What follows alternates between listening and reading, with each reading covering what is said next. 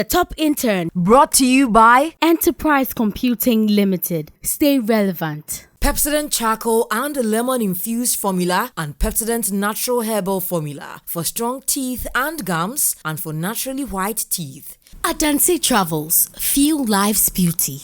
Center for Higher International Education Facilitation.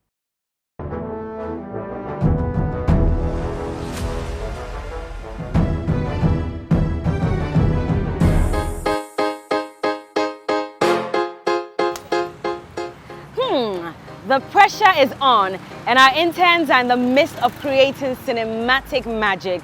But let's not forget the drama that comes with the film industry. When we get back from this break, we'll get to meet our interns who will be in action. This is the Top Intern. Don't go anywhere. Many thanks to Adanse Travels, Center for Higher International Education Facilitation, ECL, and Pepsodent.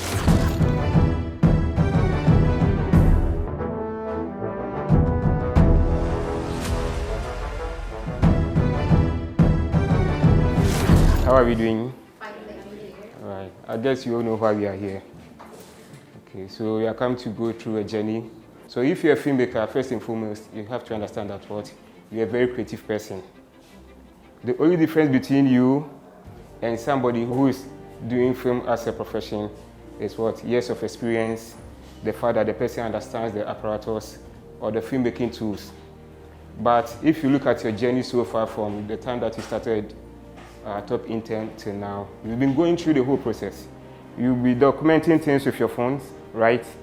Your daily activities, you'll take pictures, you're doing selfies. They're all part of filmmaking. You've done innovative tasks, innovative and technology. And filmmaking, you use gadgets. The cameras, the sound equipment, the editing machine, they are all technology. They are all forms of innovation. The application of the marketing strategy comes into play when you are doing film, because you have to plan how you are going to sell. You've done sales tax. So everything that you've been doing here from day one till now, they are all part of the filmmaking process. So you can create anything. You just imagine it and tell yourself, I can turn this imagination into reality. So today we are come to concentrate on one aspect of filmmaking, which is documentary filmmaking. So when we talk about documentary filmmaking, two key things come into mind. It is crafting reality. I want a volunteer who can help us explain what crafting reality means. Okay, so I think crafting has to do with creation, and the reality will have to do with real life. So I think creating real life experiences or real life activities, I think that is what crafting reality would mean. Crafting reality is basically creating and communicating an idea skillfully that people can relate to and then agree or disagree with. I think you said it all. Crafting reality means how skillfully you package something, how innovative you put your resources together. In reality, we are looking at real life situations. It can be a story about an individual, it can be about community, it can be about certain moment. And that's the difference between fiction and documentary. When it comes to fiction, you stage it. But when it comes to documentary, it is how things are real, how things are done in reality. So we are going to look at the different stages of production. Because before you start this process, you have to know what you are going through. People normally talk about 3 stages of production. And I know that you've heard it based on your experience on Top Intern. You've heard about pre-production stage, you've heard about production stage, you've heard about post-production stage. But there are 2 key aspects of production that we normally leave out of the process. That is the development stage and the marketing and distribution stage. So the development stage comes with the process, the ideation stage, where you put your thoughts together. And there are various ways of coming out with ideas. Some people dream and then take off ideas. Some people communicate with each other. The ideas come. It can be through research. It can be through the news.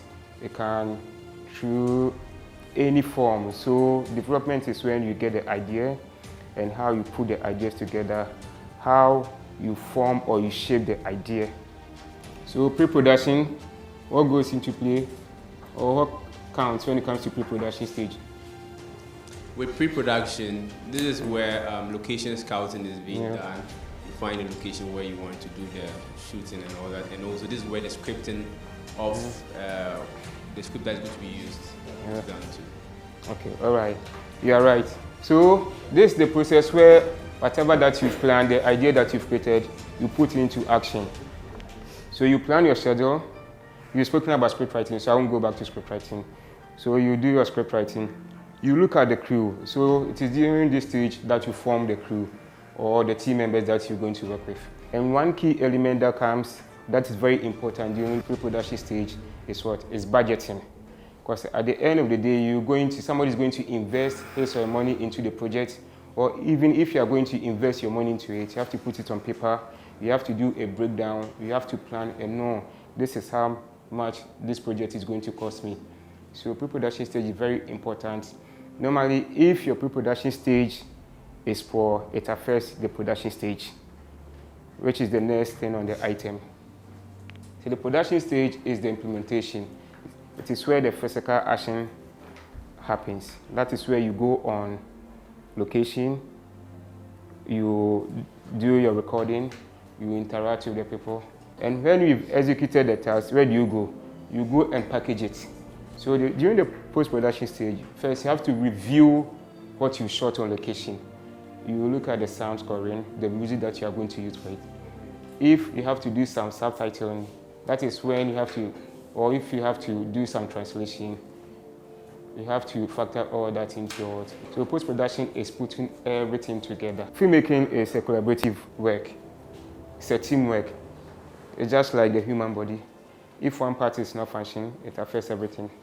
Any role that is assigned to you, you should look at it as very important at the end of the day. So the fact that somebody may not be a director and you are a sound person, you may think that, oh, the director is more important than the sound person. Imagine you go to a location and you are not able to record anything and you come and the person is talking and you always say, how will you feel?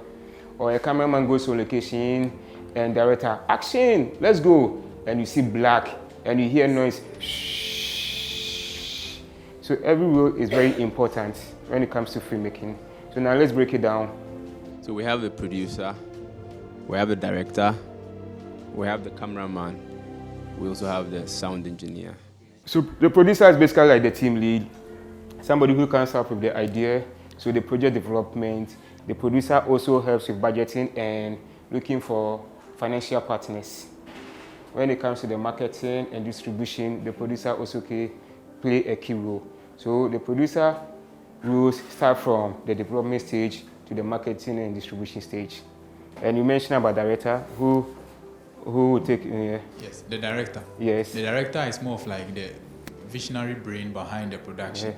He or she envisages what will go into the production. So basically that's who the director is, or that's the role of the director. And the director also works in unison with the camera guy and other key members in the production to ensure that the production will come out successful. Yes. Well, thank you. Clap for him. I think. Okay, all right. So what is you've spoken about the producer and the director? The director of photography. Big word. What does it mean? He makes sure that every image is captured well to portray the story and the idea that is being spoken about and being said.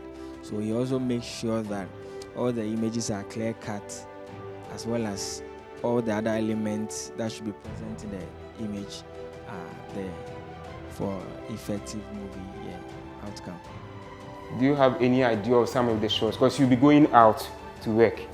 And if you go out, the type of shots or images that you take on your phone may be quite different from the ones that you are going to take on location. So what are some of the images that come into mind? Close-up shots and wide shots. Okay. Okay, so we have extreme close-up, yes, and you have close-up, but at times you give some headroom, so the close-up is like this side, yeah. And when you come down here, we have a medium close-up. Establishing shots. Yeah, establishing shots are very cool. Okay, we come to establishing shots. So let's finish the framing. We have medium long shot from the head to the knee level. We have the full shot from the head to toe. And we have wide shot that will accommodate the space. Creating a film task is no easy task. Our interns are facing tight schedules, creative differences, and unexpected setbacks. But as we know, the show must go on. I'm Portia, and I'm going to be a director for today. And for today's task, we are doing a documentary on streetism.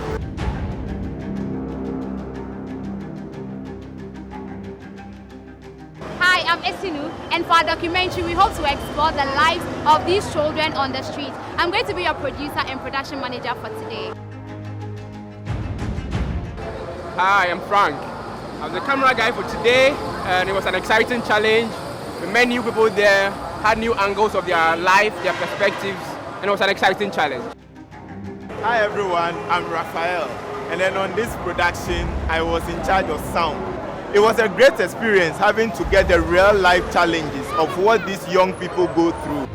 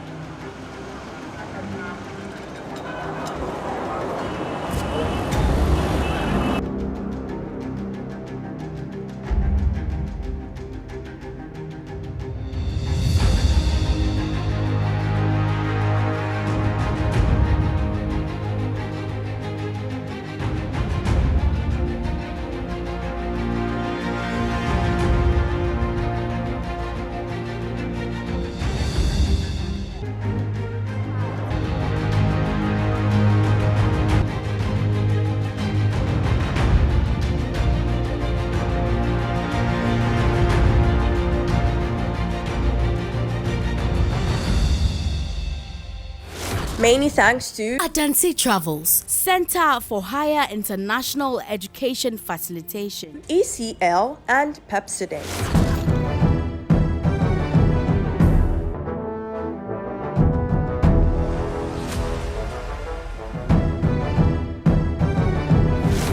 The moment we've all been waiting for is finally here, and our top interns have done what they have to do on ground to ensure that their short films are ready amidst the drama. And so, ladies and gentlemen, I'm officially welcoming you to the first ever top intern short films put together by our contestants. It's time for them to meet the faculty, who, by the way, come from diverse backgrounds with their own expertise, and they're here to assess them and share their thoughts and opinions on the finished product. And so, ladies and gentlemen, it is time now to find out which of them truly embrace the magic of filmmaking. Ivan Kwashiga, a Ghanaian filmmaker, creative director, and the founder, CEO of Farmhouse Productions. Ivan pursued his passion by studying film directing and script writing at the National Film and Television Institute, NAFTI, and earned an executive master's degree in governance and leadership from the Gimpa Graduate School. One of his standout achievements is the creation and direction of the award-winning television series Things We Do for Love and the acclaimed YOLO, You Only Live Once.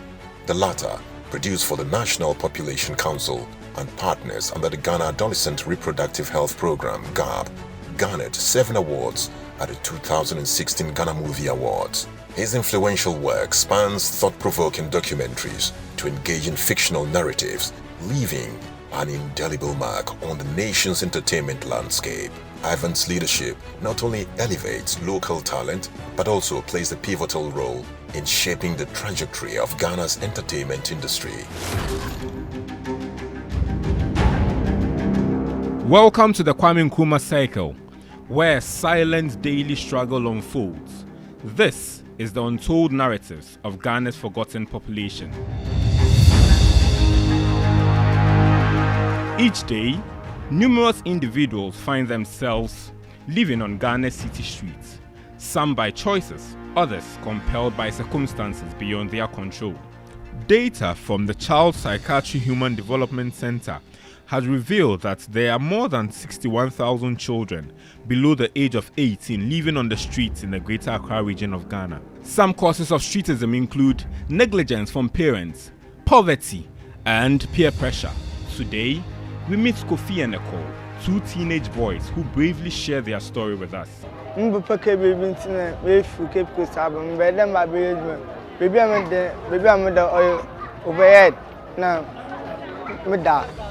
I said, no, I'm going to school.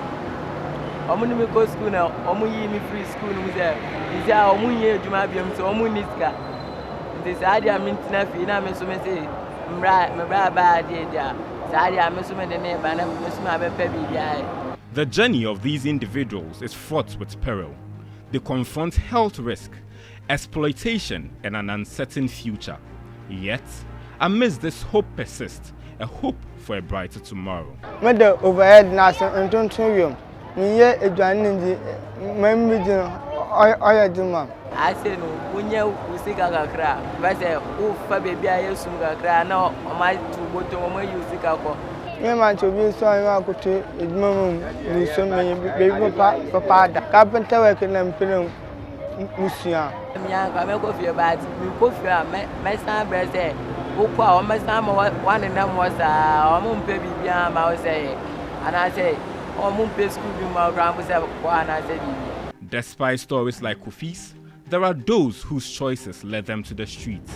Some endure hardships, believing it's their best option. Meet Josephine.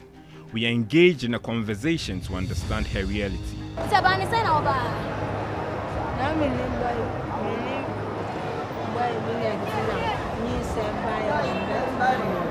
Now we have funded a demand time.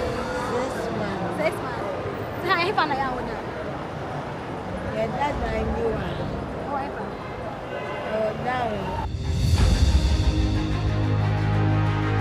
Until now, was a hand now.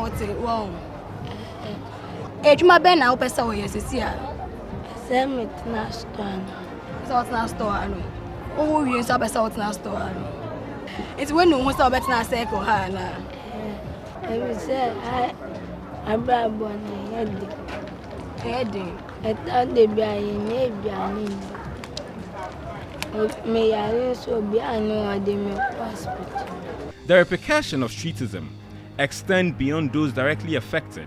Mr. Ajiman Bedu expresses frustrations about streetism and its broader impact, including the reluctance of some street individuals to seek help. The way I'm home, they feel bad because it's a big problem. Because I'm Kalan will do or bear 40 years, 50 years, especially ladies, you know. Kalan kitting no more bash. My wife would back by. Am I funny? And then it's not a crab as 3 months. 3 months in more, and then one day. Medawa, Musa or Bob one, and Yamana Musa or quiet fan. Also, Uncle Baby. But me be a bed man, not or I tell Messiana, we was added here. Was in your Bibia. Dear Hannah was in your Bibia. Just for nothing, no about it now. We turn to resource persons to unveil efforts aimed at curbing streetism. After a child gets onto the street for a number of years, they end up becoming accustomed to the life there, and that is the life they end up growing up to know and get used to.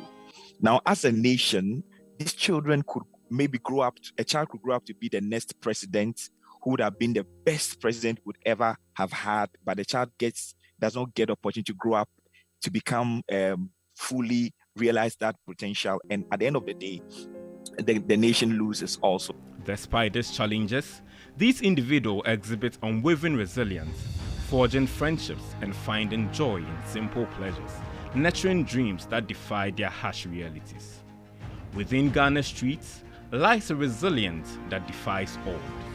By listening, supporting organizations, families, and governments, we can break the silence around these invisible lives and improve their circumstances. Which SDG would you relate this streetism matter to? Hey, you all want to answer? Hey, sorry. I hear you are the SDG, madam. Yes, please. Yes, please. So we realized that streetism is a major threat to achieving like the first 4 SDG goals. Which no are? poverty. No poverty, Goal yes. 1, no poverty. Goal 2, zero hunger. Correct. Goal 3, good health and well-being. That's right. And then go for quality education. Wow. So these kids on the streets do not have these, and we are unable to realize the first 4 goals. So your contemplation, streetism has nothing to do with safe cities, resilient cities, because that's also another SDG. You don't think it affects it? It does. It does. To me, I feel it even has to do with the goal 5, the SDG goal 5. We talked about gender equality, because when we hit the street, we find out that most girls were on the street without any shelter, and just as we saw in the video, like the young lady there, even getting access to food is a problem. Okay. So, as part of the SDG that streetism seeks to tackle, I believe it has to do with SDG goal 5. Let me tell you why I started from there. You know, the task is about originality, innovation, creativity. So what do you think about ab initio tagging this whole intervention to a particular SDG, just to show exactly how streetism inhibits our ability to reach particular? Wouldn't that have been interesting? So that you sound like a very, you know, we are doing COP28 right now with all the sustainability. Wouldn't that have been super cool? Or you don't think it's a good idea? It would have been a good idea. Are you saying it now? You knew it then? When the revelation hit you? We didn't think about it in that direction. Oh, okay. Distinct pictures, right? Yes. I think your story was quite interesting. For amateurs like you, I think it came out pretty well. I have 2 questions. Streetism, what impact does it have on the children concerned and on the community or the nation at large? Tell me. I would like to answer the first question. With regards to the children, the impact it has on them is that, first of all, it has a physical health impact on the children, because they get exposed to mosquito bites and all that. And also psychologically, it affects them. They end up getting depressed. And yeah, so to me, these are the 2. Exactly. You want to add to that? Yes. Because they are on the streets, they lack basic necessities as a Ghanaian, as you said, as a whole, like education, lack of proper feeding. So because of that, they don't have any direction for their future. They mostly end up as hoodlums and cause all sorts of social vices, like the man stated in the video, causing robbery here and there, and also confusion and disarray, not being able to contribute to economic productivity to increase our GDP. So to the nation, is there any impact? Yes. Yeah. So just as he said, there's an increase in crime rates when children are left on the streets. So to the nation, we would have, there would be tension in the nation. When you say crime rate, the crime happens to them or they commit the crime? The crime rates, they commit rather? Yes, okay. Yes. So my last question, which for me was probably the most important, but I didn't see it come up in the documentary, which was, did you propose any solutions? I didn't hear any solution being proffered. So maybe this is your opportunity to tell us, is there any solution for streetism?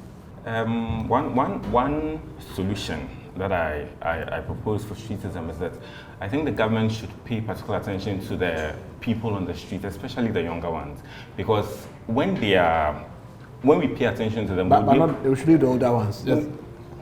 Like as in focus more on the younger ones, because they are being and nurtured. Do what? Pay attention to them and do what? What do you mean? Get to them, understand their needs, what they want, train them, and even if they train them, it can add to the human resource of the country, and it's going to help our general economic well-being. And then, so if you understand them, just like two of the boys were saying, one of them wanted to be a carpenter. So when you talk to these people, social workers, and then the stakeholders involved, when you talk to them, if there are ways in which we can train them in their desired field, even if you can't train them in their desired field, we can put them in areas where we can educate them and then help them understand that there is hope for them if they put their mind to it and they want to do it. Any last point on that solution? Yes. Okay, you go. Yes, so our documentary sought to highlight on their real plight and as well as their abilities as to how we can take them out. As my colleague said about the carpentry, we just wanted to highlight how bad. I have asked you, solution was missing. This is your opportunity to tell me, do you have any solution? Yes. One. One of the solutions is for social welfare to intervene in the plight of these street kids. So we realized that most at times when these people are on the street, they lack social amenities, just as he said, and then they lack the resources to help them to go to school and all of that.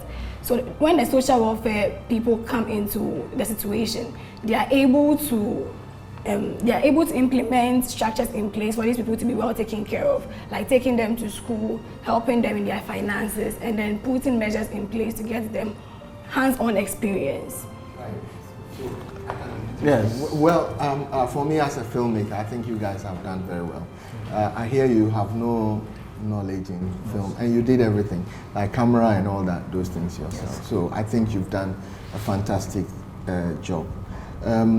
The key thing, as a film, I'm going to talk to you and probably teach you a few things.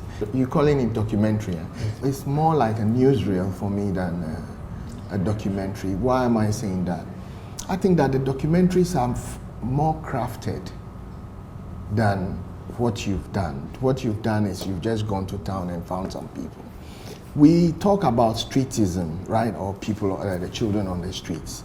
And at the end of this documentary, I can't quite feel that they are human beings. You didn't really give it that human interest that would bring it to life, that would make me feel any empathy towards these people.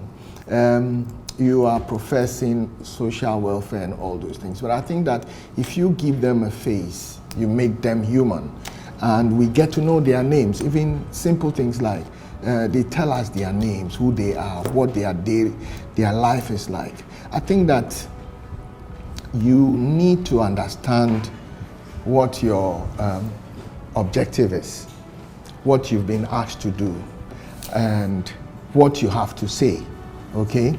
And then you need to find out what you need to say what you have to say. And then you need to find out how you can say it in a creative way in order for it to have some impact.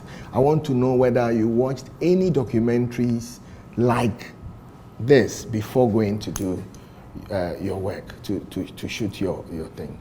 Because your research is not only finding out how many children are on the street and all that, but also how other people have treated similar stories.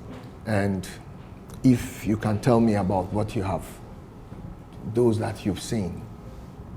Have you seen any? Did you watch anything? Yes. What did you watch? I've forgotten the title, but it was talking about street kids, some of the challenges they face on the street. Some of them sometimes get hurt, and they have to wake up early in the morning. So that's fine. So the next question is, what's the target audience for this? Target audience? Yeah. Because that determines what you put into your documentary. Absolutely. Yeah. It's basic. So the target audience, as my colleague said, the government, through social workers, as well as individuals who can also come and help. So that is why we wanted to highlight on the... No, this is a Takashi answer. That's why we wanted to highlight... One proper answer. This is a Takashi answer. Say the government, social workers. That's the primary target of the government. Yes, through social workers, as well as individuals who are also philanthropists. Some have businesses like barbering salons, like carpentry. So that's why I wanted to touch on their skills, what they want to do. Apart from the girl who says she wants to be a storekeeper, we're thinking she would like to learn a trade. So individuals like myself, if I have a shop, not all of those people are bad people. Unfortunately, the driver we interviewed talked about taking one girl home, but later she ran away because she preferred to be on the street. But there are people who are there based on circumstances. Who are the target audiences? So one, the government through social workers. Two, and philanthropists. So government and philanthropists. Yes, sir. What did you expect government to do by this? Was it called out clearly? What did you expect a philanthropist to do? Was it called out clearly? For me, I didn't get any sense that it was. Me too, I didn't get. It's not just I also didn't get. Yes, but no problem. So who's the weakest link? Starting from me, I'll mention Abraham. Jethro. Who is Jethro? And you are Abraham. Abraham, you too, so. I'll go with Daniel. Do you rehearse these things every week? You just come and do one so that nobody will go out. Who is the weakest link? Mabel, sir. Thank you very much. We wish you all the best. Thank you. Thank you. Thank you.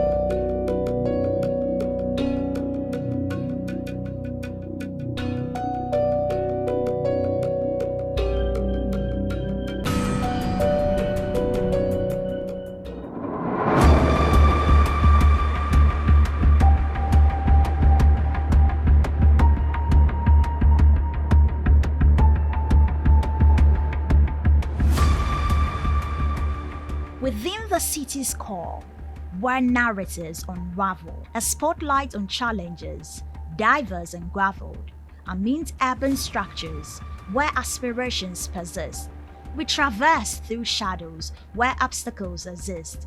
Imprints marked on pathways, routes unknown, and a peek into lives frequently overthrown. Ghana, like many developing nations, grapples with harsh reality of streetism. Thousands of children find themselves living on the streets, and behind each young face, there's a story of struggle and resilience.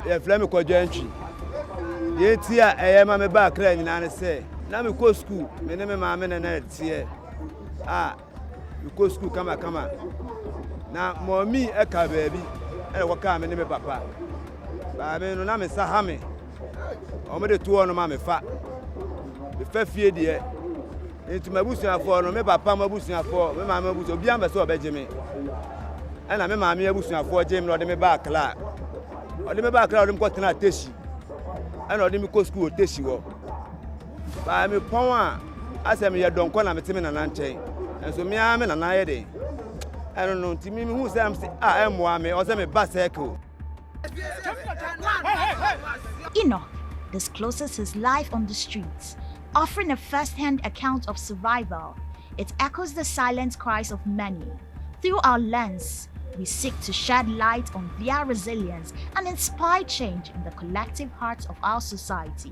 Me Kumasi ni mi first anti achima. If Kumasi na me ba Accra. Mo 18 years. But me ba no me be see me brother bi so. Otunton tade. And na me won nchen ba isi no na adwuma na kofo me ti isi me ni nchen bi. Akwese mo station mo mate na me di. But mate na isi emfa. Ti ama isi ha na me wo ne saade no. So me na mabusuafo ntem titi ya chepa. Akwese ya adamfo bi na me ni wo ha. Ono me di me ne beto no so. Se o honko ade adwane de menye bi adi. Because Kumasi no, me no be o. Kumasi na kwere ma me nko ane to.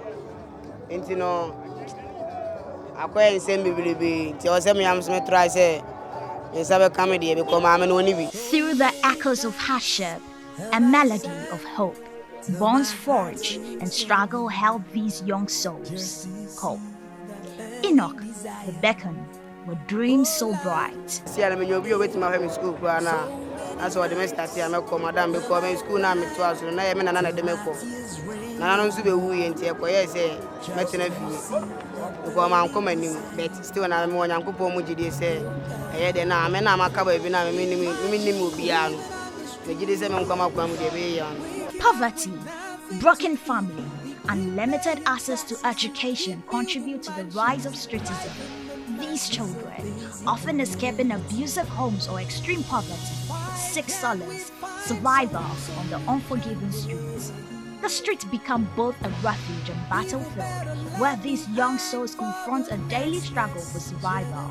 Now, let's hear from experts from the Social Welfare Department who will shed light on the situation. Working with children on the street has not been easy, because we have different diverse children on the street. Some of them are children on the street.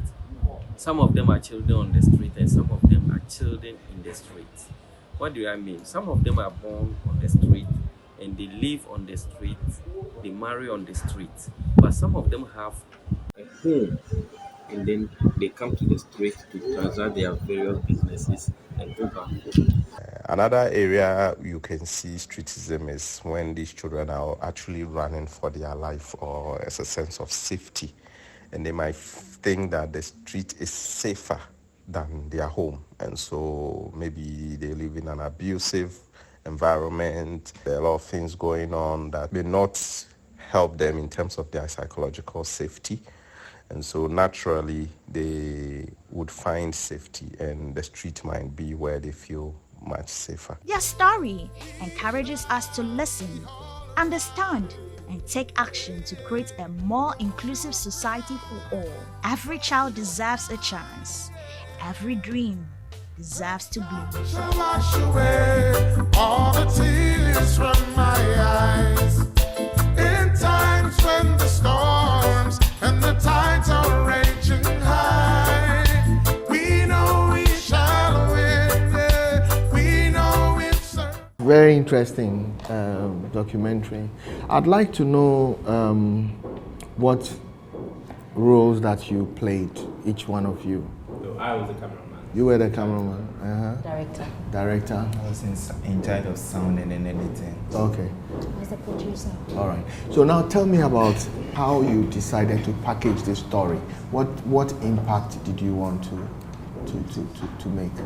Oh, very well. We had 3 objectives in embarking on this particular documentary. The first one was to raise awareness on the issue of streetism. It is becoming an issue where we are losing a lot of relatives to this. Then also we want to humanize the issue, to portray the fact that even though these people are on the streets, they are also humans. They have they need affection. They also have hopes and aspirations of being something in future. And then the last one is to inspire action, to get people to act. That was why we brought in the person from the social welfare to get their perspective on what it is they are doing and then what can be done about it. Then the other thing I wanted, so you mentioned one, but I want to know generally what is the target audience. When you were designing it, who were you looking at being the viewer of this? Okay, our target audience was essentially looking at, first of all, NGOs. Then we are looking at policy makers, and then finally the families. You've done a really good job. The only thing is that I got into the documentary when the boys started introducing themselves. When the voiceover started, if I was doing something, I wouldn't stop to want to watch. But then when you brought in the people, the key actors, the people on the streets, I wanted to know more about them. And I think that if you are to work on this documentary again, think about the hook. How do you grab the attention of your viewers? And then you continue to how you sustain that attention, and then you keep it going. In terms of the voiceover, I'm sure you all agree that it's not a professional voiceover, but it's a good job. So congratulations to you. Thank you. Who did the voiceover? Why didn't you do the voiceover? All right. Okay, so looking at our strength, and for the fact that this is a task and it's a competition as well, we wanted to pool the best of resources. Really? But it was a disastrous choice. I'm honestly very disappointed. Disastrous choice. Because listening to your voices now, I believe you would have done a better job. Absolutely. Next point for me is it ended for me like an anticlimax, because you gave some kind of a background of the issue and why it was a big issue in Ghana. And then, as my colleague has said, you had also raised the matter by mentioning their names and all of that. So you got my attention, but towards the end, I was a little disappointed because I thought you would tell us what actions should be taken to deal with this matter. I heard 2 people, one from, social welfare, another person from another location, but I didn't hear clearly what is the solution. You mentioned the 3 targets that you have, and you say families are first, NGOs are second, third is policy makers, who you claim you want them to take action. You say it's the third people, which is policy makers, you want to take action. What action do you want them to take? So this is your opportunity to tell us. Tell us 1 or 2 actions you want the policymakers to take. I'll link it to when we were gathering our information on the field. So I spoke to 2 different social welfare heads in 2 different municipalities. And what we gathered was that in one municipality, they had available resources to handle issue of streetism. In another municipality, they had no resources. So that social welfare head was of, he couldn't speak to... What type of resources? In terms of funds. Money? Yes, please. Monetary assistance or resource, they didn't have it. And so what we would want policymakers to do is to provide resources, to be able to share resources across board, all municipalities, so that they can all reach out to street No, but street how will children. money solve streetism? What will money do? Okay, so based on what's coming. So let your land. The lady is okay. Let your land. You have your opportunity. Let your land. So based on, unfortunately because it was 5, we couldn't play every What information will money regarding. do, my sister? So the money, what social welfare does is to bring them out of the street and to be able to send them into orphanages. What we gathered was that the national orphanage is not ready yet, so they don't have a government center to send them to, so they have to give them to the private orphanages. So if they're able to disburse money to these departments, they can be able to fund the orphanages like... Oh, so they should fund the orphanages to take care of the kids. That's your proposal? They should fund social welfare so that they'll be able to execute their mandate of taking these people off the streets. Okay. Please, is it clear? Or we should come again? Well, she's cleared it all. So because basically I was going to talk about the fact that the social welfare... No, don't use basically. Just say what you want to say. Sorry. Yes. So the social welfare department would actually need funds to be able to actually go there, move their vehicles, and actually pick these people on the streets. Please, may I have some very simple question for you? Have you heard of the SDGs? Yes, please. Please, streetism, which of the SDGs is it fundamentally connected to? Okay, the SDG 16, which talks about... 16? Yes. Interesting. What are you talking about? Inclusiveness of all social individuals. Interesting. What about the one on end poverty?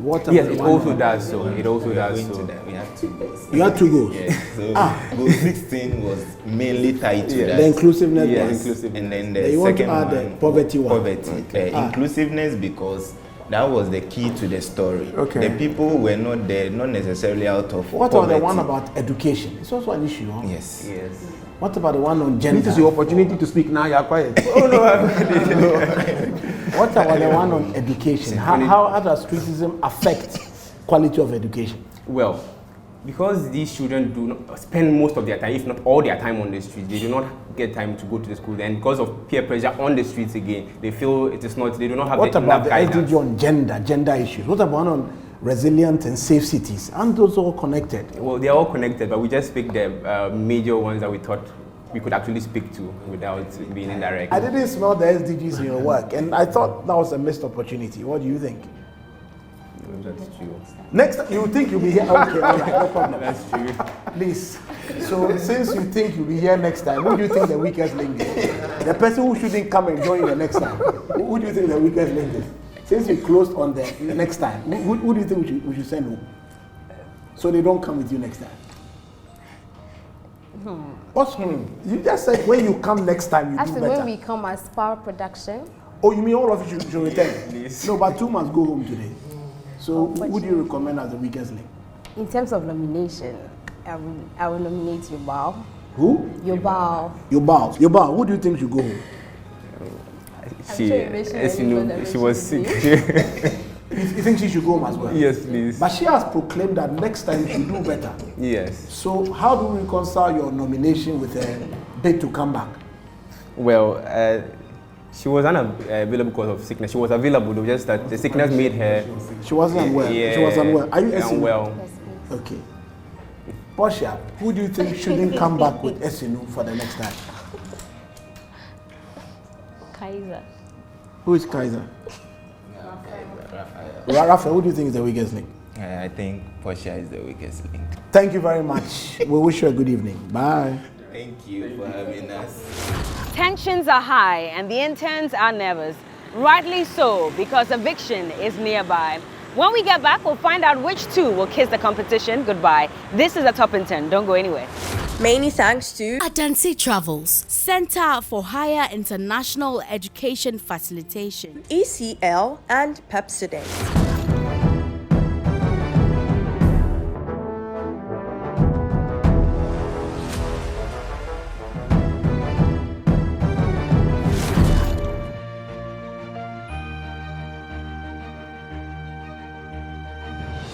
So for me, the second group, which is SPA, I think there were slight notch ahead for me. For me, one was the fact that they raised for me the emotions slightly higher. The people were identifiable, and I'm speaking to Mr. Kwashigan's point. I think that was for me one. The first one, I think it's more of the approach. The newsreel style, sometimes you tend not to want to listen. And so they missed an opportunity to really give us a good glimpse into the lives of the people on the street. At a basic philosophical level, I think they both missed the SDG opportunity because it was such a potent opportunity they could have utilized. And then they both admitted that, yes, maybe, yes, I think we should. So then I'm wondering, if something as profound as that occurs to you when we raise it with you, then I think that they both didn't do too well.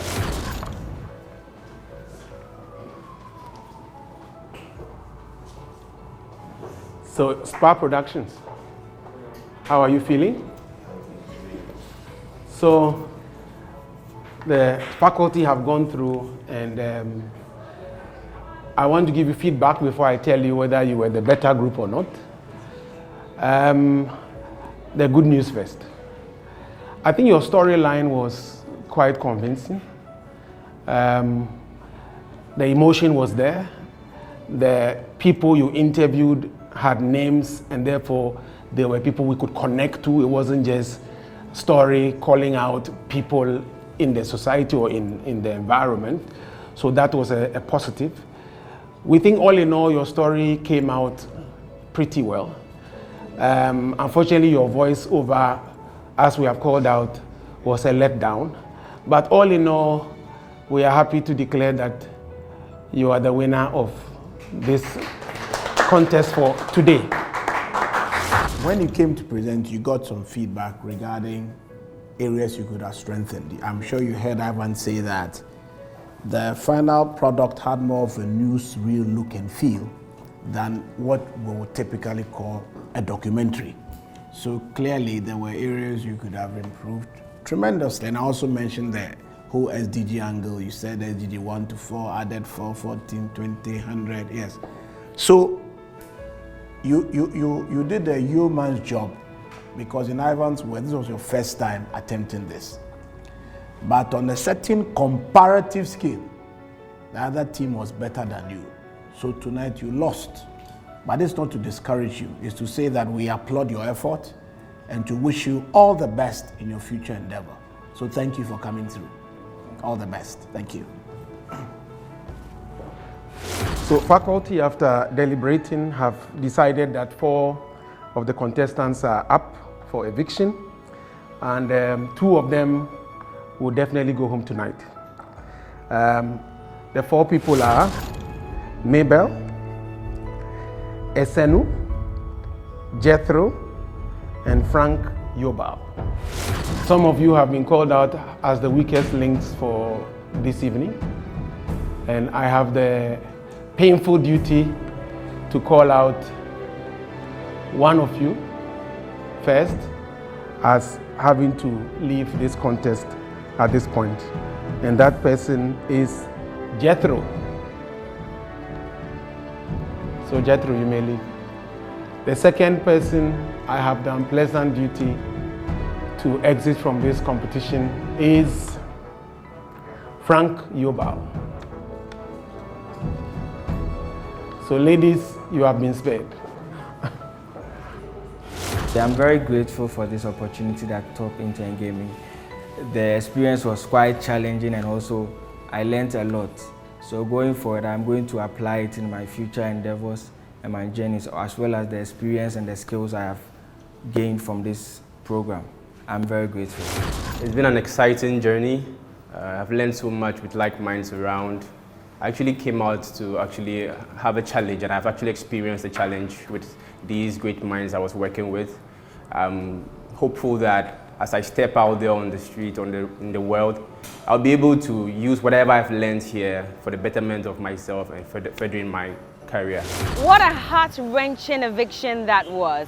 The end of the road for Jethro and for Yobel. But as you can tell, creativity was one of the key things we were looking out for, as well as the ability to do in-depth research and work together as a team. You've heard from Prof, you've heard from Mr. Flu, and our guest judge for today, Ivan Kwashiga. This week, the focus was on documentaries on streetism, and of course, the film task really brought out that creativity. Well, at this point, we're gonna come your way next week with another exciting episode of The Top Intern. We're down to 6 contestants. Who makes it into the finale? We'll find out as the weeks go by. My name is Pelamundi. Thank you for watching The Top Intern. But a big thank you also going out to our sponsors, ECL, Pepsodent, Adanse, and Chief. Good night and see you next week.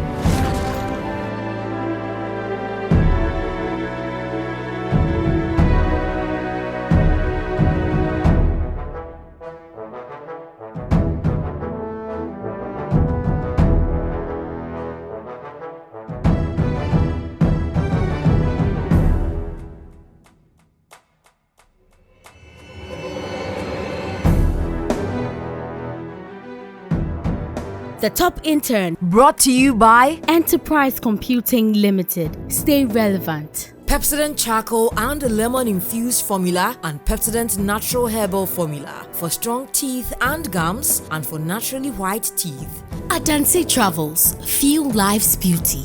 Center for Higher International Education Facilitation.